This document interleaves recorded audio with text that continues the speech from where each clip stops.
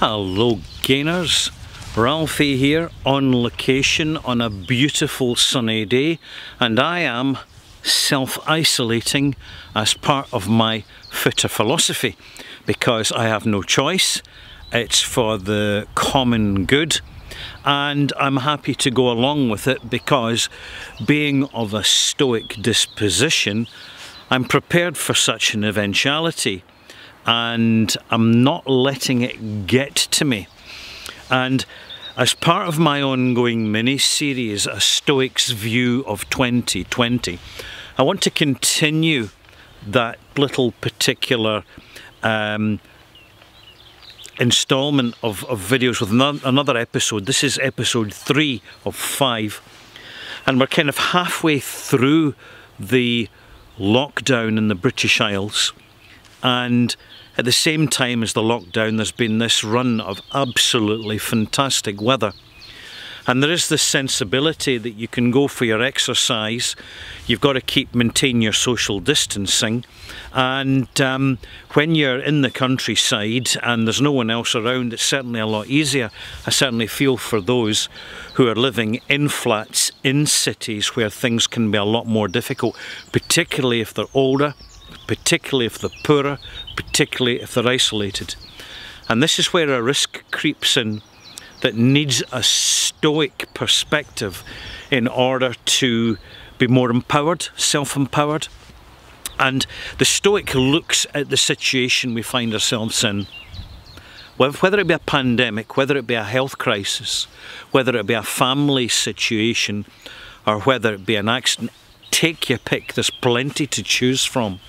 But in the case of a pandemic, the Stoic is going to not get sucked into the hype around us, which is being imposed by not just the media, but by everybody who cares to comment.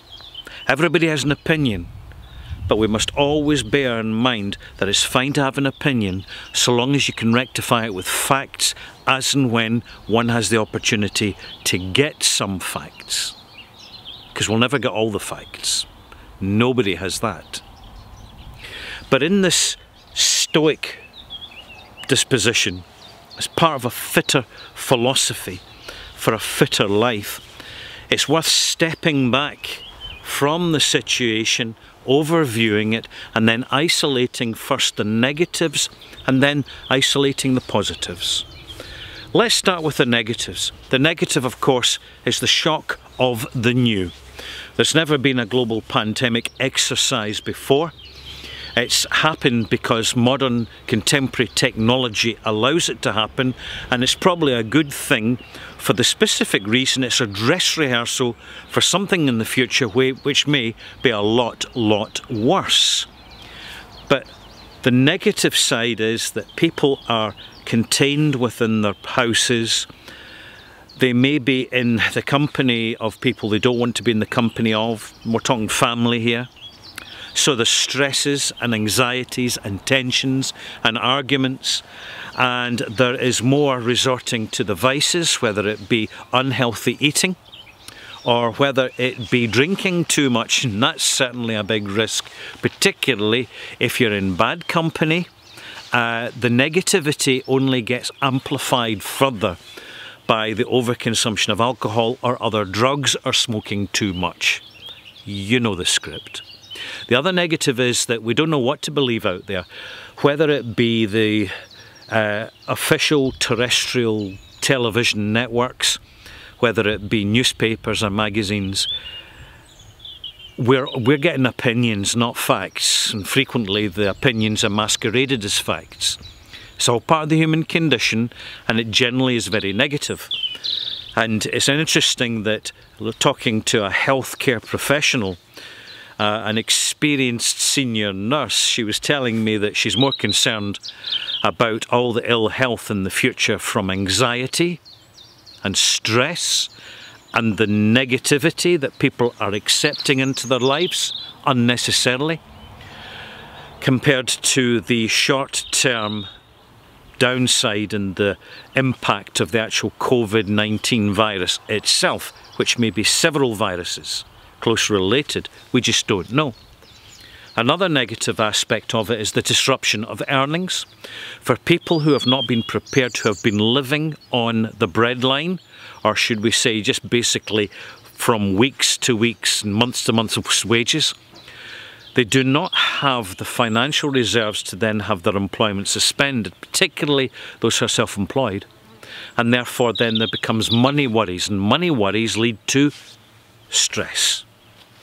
The other thing is the anxiety of getting this virus. How can we prepare ourselves in case we get it? And instead of people looking in the positive side, again, the negative is engaged with. It's not about healthy eating, sensible exercise, fresh air and proper real food for nourishment. People are comfort eating on crap, high carbs, high fat, high sugar. You know, the food that causes diseases. That's what it does, because too much of it's consumed. People put on weight. Obesity leads to diseases, proven fact. And instead people are queuing up, social distancing, outside the chemist shop, the pharmacy, where they're buying cold remedies, paracetamol, ibuprofen, and all these chemicals which, if overconsumed, leads to ill health.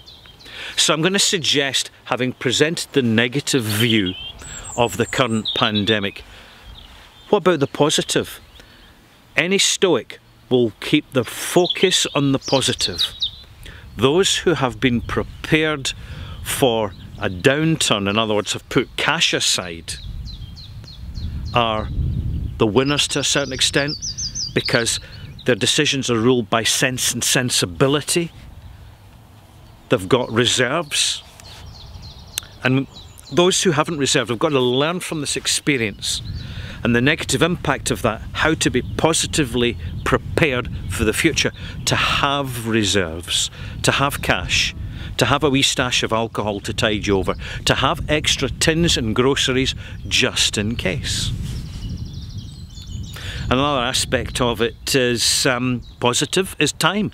All of a sudden, our daily routine, the daily grind, the daily consumption of time through working hours is disrupted.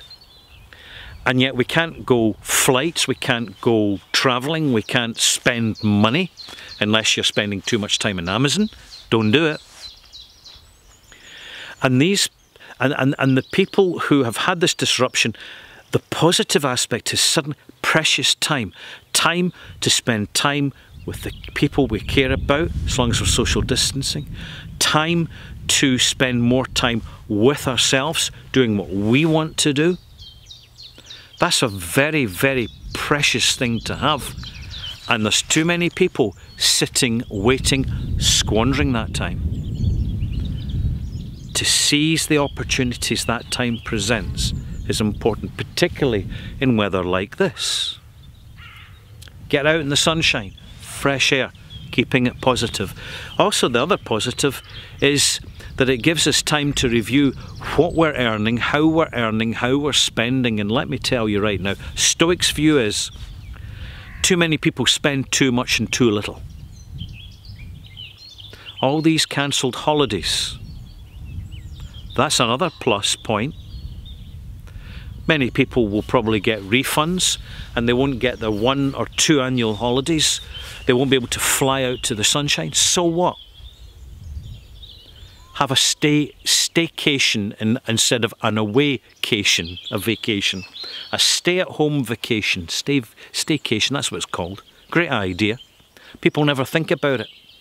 It's a good thing to do. Meanwhile, out in the wider world, the global pollution levels due to the lack of normal human activity have absolutely plummeted. The air is cleaner. The planet is getting to breathe a bit. No airplanes, no heavy traffic on the roads, because human behaviour has been totally disrupted. And those who get the good out of it, the stoic ones amongst us, will not only be prepared for the next time it happens, but we're preparing ourselves for a better life. Because we as the air around us is fresher, we're coming up for that air. We're breathing it into our lives. Positivity. And we'll leave the negative to the negative people. We know who these negative people are. They'll never get away from themselves. It will burn them out and take them down eventually. And that's the way it goes. The positivity of the Stoic will always triumph, no matter what the circumstances. And I'm going to share my circumstances with you briefly. Thank you for watching my video. I hope you leave a comment, subscribe, whatever. And I'm going to leave you with this lovely, lovely sea view behind me. Panoramic, beautiful blue sky. The life is bursting out in the trees, the plants, and all the vegetation around us. And because of the pandemic, we've got time to stop and actually look at it and not rush by it with what for many people are actually quite unproductive and pointless lives. The Stoic has a productive life because the Stoic makes it productive. Enjoy the productiveness of this, gainers, and thanks for watching my Fitter Philosophy.